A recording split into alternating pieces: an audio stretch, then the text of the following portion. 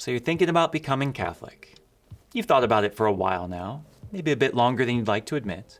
You've read some books, watched some YouTube videos. There's something about the church that has really started to interest you. You're just not sure yet. If this at all sounds like you, let this be the sign you've been looking for. It's time to join the Catholic Church. Don't get me wrong, it's a big decision and it comes with a lot of complications. Trust me, I get it. But if you're honest with yourself, how serious are these roadblocks really? Are they legitimate issues of discernment? Or are they, at this point, excuses keeping you from doing what you know you need to do? Maybe you're really struggling with the fact that your parents or friends go to another church or no church at all, and you don't want to let them down. Faith is important to families, and this will certainly complicate things. But ask yourself this: is faith about pleasing your parents? Is it about doing what your friends want? Or is it about following the direction of the Holy Spirit silently speaking in your heart? You cannot please everyone. But trust me when I say that you please no one if you know what you want to do but do nothing because you're afraid. It's time to stop letting family and friends keep you from this important decision. But maybe that's not it. Maybe there's a specific teaching you struggle with. You say, I'm not sure I believe everything the church teaches right now. Mary, contraception, women's ordination. These are complicated issues, and I'm not sure I agree with it all yet. That's fair. As a church, we believe in many things, and we are certainly countercultural much of the time. Learning it all and being in step with everything we do doesn't come in an instant. And yet, I would hate for someone to stay away from the church simply because they didn't agree with every little thing the church has ever decreed. If everyone went with this approach, there might not be any of us left. Now, I want to be clear, I am not suggesting that you can believe whatever you want or that you don't have to try to believe everything that the church teaches. I'm not saying that. What I'm saying is that it can be helpful sometimes to remember that there is a hierarchy of truths in the church, that some teachings are more central than others. There's a big difference between the teaching that God is Father, Son, and Holy Spirit, and the teaching that one should fast for an hour before receiving communion. But they require very different responses. You may be having some doubts, and that's valid. But consider two things. One, which teachings are you struggling with? That Jesus is God, that the Eucharist is the real presence of Christ, that the church is the living authority of Christ? Or the day-to-day disciplines, practices, and social policies? If it's the former, we may have a problem. But if it's the latter, then the second thing to consider is whether your position could possibly grow as your faith grows. In other words, you don't need to change your ideas in order to live the faith. Maybe you can live the faith, and that will change your ideas. Again, I am not saying come with your opinions and refuse to change. What I am saying is that you don't need to be perfect to start the journey.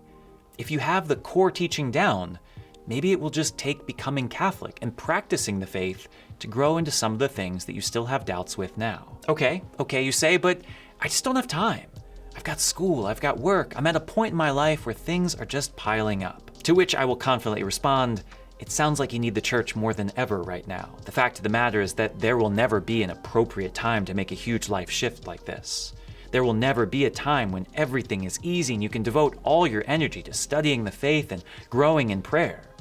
You may seem busy or stressed right now, but I doubt that any of this is going to magically go away anytime soon. And if life is always going to throw something new at you, wouldn't you want to have the rock-solid foundation of the church, the life-giving sacraments, and the support of a community on your side when it does? True, you say. That's all well and good. I believe in the Eucharist. I agree with the church. I know that Jesus is the head, and I want to be a part of that. But the scandals, man. How can I join an organization that has done so much wrong? That is a valid question. But it's also a valid question of every organization that is run by humans and has been around for more than a minute. I say this not to deflect blame away from us or to suggest that it's fine what leaders of the Catholic Church have done over the years. We've done wrong and we must atone for that. I say this simply to point out that we cannot refuse the overwhelming goodness of an organization because of the sins of a few. Yes, it is true that the Catholic Church has some human problems. But are those human problems so bad that they negate the work of Christ alive in it? Is it worth denying yourself the Eucharist and confession and true communion with believers all around the world because some pope, some bishop, some power-hungry men did things decades ago? The question you have to ask yourself here, and really the ultimate question of it all, is whether you believe that the Catholic Church is a human institution that does good from time to time, or a divine institution that contains flawed people. If it's the former, then who cares? None of this video matters. Join, don't join, it doesn't matter. It makes no difference to me because there is no difference from us and the Girl Scouts, the Peace Corps, or the local Rotary Club. We're just social organizations that get some things right from time to time. But if you believe that we are the latter, that the church truly was founded by Jesus, is guided by the Holy Spirit, and serves as the living embodiment of heaven on earth, then what choice do you have not to join? The church may have its bumps and bruises. The people that inhabit it may not be fully redeemed just yet. But if it is the true church of Jesus Christ, there is nothing we can do but repeat the words of St. Peter. Lord, where would we go? You have the words of everlasting life. I understand that the decision is difficult and it may come with many challenges. But what choice do we have? Where else are you going to find the words of everlasting life?